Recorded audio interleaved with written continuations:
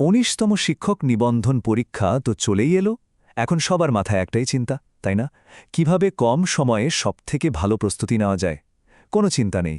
আজকের এই আলোচনায় আমরা ঠিক এমনই একটা স্মার্ট কৌশল নিয়ে কথা বলবো, যা আপনাকে সফল হতে সাহায্য করবে।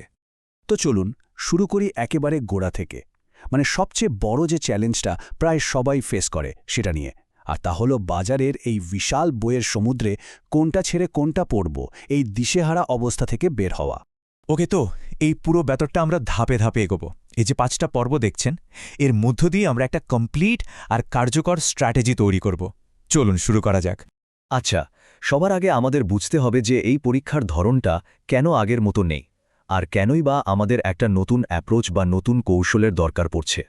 ব্যাপারটা দেখুন, পরীক্ষার ধরন কিন্তু এখন আকাশ পাতাল বদলে গেছে। একটা সময় ছিল যখন শুধু ৪০% নম্বর পেয়ে পাশ করলেই হতো, কিন্তু এখন আপনাকে ফাইনাল মেরিট লিস্টে, মানে চূড়ান্ত মেধা তালিকায় জায়গা করে নিতে হবে। তার মানে বুঝতেই পারছেন কম্পিটিশন এখন কতটা হাই। খুবই গুরুত্বপূর্ণ একটা কথা, একজন অভিজ্ঞ বিসিএস ক্যাডার যেমনটা বলেছেন, যে পাশ করে আর যে করে না তারা কিন্তু প্রায় একই বই পড়ে। আসল পার্থক্যটা কোথায় জানেন? পার্থক্যটা হলো কৌশলের মধ্যে।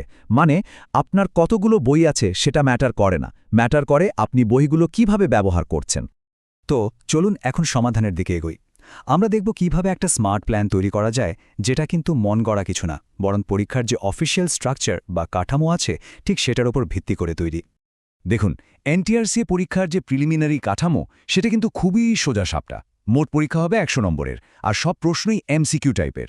4টা সাবজেক্ট, বাংলা, ইংরেজি, গণিত আর সাধারণ জ্ঞান, প্রত্যেকটা থেকে ২৫ নম্বর করে। মানে কি?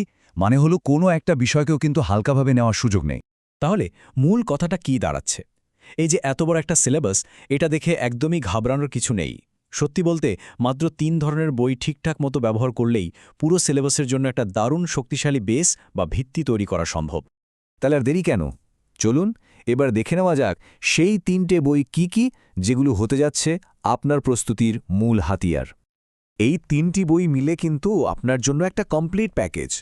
মানে একটা জব সলিউশন আপনাকে প্রশ্নের প্যাটার্ন বুঝতে সাহায্য করবে, একটা মোটা গাইড বই আপনাকে টপিকগুলো গভীরে গিয়ে পড়তে সাহায্য করবে, আর বাংলা ব্যাকরণের জন্য নবম-দশম শ্রেণীর বইটা তো লাগবেই। এটা আপনার ফাউন্ডেশনকে একদম পাকা করে দেবে। শুধু ভালো বই থাকলেই তো হবে না, তাই না? ওগুলো ঠিকভাবে ব্যবহার করাটাও জানতে হবে। চলুন এখন আমরা ঠিক সেটাই দেখব, যে কিভাবে এই 3টে বই একসাথে কাজে লাগিয়ে সবথেকে ভালো রেজাল্ট করা যায়। এখানে একটা গোল্ডেন রুল আছে। প্রস্তুতি শুরু করবেন গাইড বই পড়া দিয়ে নয়, শুরু করবেন জব সলিউশন দিয়ে। মানে সবার আগে বিগত বছরের প্রশ্নগুলো দেখুন, অ্যানালাইসিস করুন। আগে বোঝার চেষ্টা করুন যে পরীক্ষায় আসলে কোন জায়গাগুলো থেকে প্রশ্ন আসে। এখন প্রশ্ন হলো কোন প্রশ্নগুলো আগে সলভ করবেন। আপনার প্রায়োরিটি লিস্টটা হবে ঠিক এরকম। সবার আগে, মানে ফার্স্ট প্রায়োরিটি হলো বিসিএস প্রিলিমিনারি প্রশ্ন, কারণ এনটিআরসি পরীক্ষায় বিসিএসের প্রশ্ন থেকে হুবহু কমন আসে। এরপর দেখবেন প্রাইমারি শিক্ষক নিয়োগের প্রশ্ন, আর তারপর অন্যান্য পিএসসির প্রশ্নগুলো। আর এটাই হলো আমাদের স্মার্ট স্টাডি করার মূল কৌশলটা। আমি এটাকে বলি স্মার্ট স্টাডি লুপ। ব্যাপারটা খুব সহজ।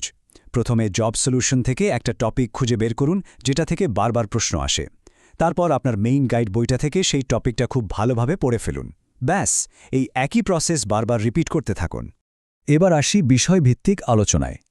বাংলার জন্য আপনার সবচেয়ে বড় হাতিয়ার হবে ক্লাস 9-10-এর বাংলা ব্যাকরণ বইটা। সন্ধি, সমাস, কারক, বাগধারা এই টপিকগুলো থেকে তো প্রতি বছর প্রশ্ন আসবেই, তাই এগুলোর বেসিকটা একদম ক্লিয়ার রাখতেই হবে। ইংরেজির ক্ষেত্রেও একই কথা। এখানে ভালো করার জন্য গ্রামার আর ভোক্যাবুলারিতে নিয়মিত প্র্যাকটিসের কোনো বিকল্প নেই। বিশেষ করে right forms of verbs, transformation, prepositions আর সিনোনিমস অ্যান্ড অ্যান্টোনিমস, এই টপিকগুলো এতটাই গুরুত্বপূর্ণ যে এগুলো থেকে প্রশ্ন আসবেই, এটা ধরে নিতে পারেন। গণিত নিয়ে অনেকেই একটু ভয়ে ভয়ে থাকেন, তাই না? কিন্তু আপনি যদি আগের বছরের প্রশ্নগুলো একটু খেয়াল করেন, দেখবেন যে কঠিন কিছু না। বাস্তব সংখ্যা, লাভ ক্ষতি, শতকরা আর জ্যামিতির একদম বেসিক কিছু ধারণা, এসব জায়গা থেকে কিন্তু বেশিরভাগ প্রশ্ন আসে। এই টপিকগুলো ভালোভাবে শেষ করতে পারলেই দেখবেন গণিতের ভয় আর থাকবে না। আর থাকলো সাধারণ জ্ঞান। এটার সিলেবাস তো অনেক বড়, তাই এখানে একটু স্মার্টলি ফোকাস করতে হবে। বাংলাদেশ অংশে মুক্তিযুদ্ধ, ভাষা আন্দোলন, সংবিধান এগুলো খুব ইম্পর্টেন্ট। আর আন্তর্জাতিক অংশে বিভিন্ন সংস্থা আর সাম্প্রতিক ঘটনাগুলো দেখতে হবে। পরীক্ষার ঠিক আগে একটা কারেন্ট অ্যাফেয়ার্সের ম্যাগাজিন দেখে নিলেই কিন্তু কাজ হয়ে যাবে।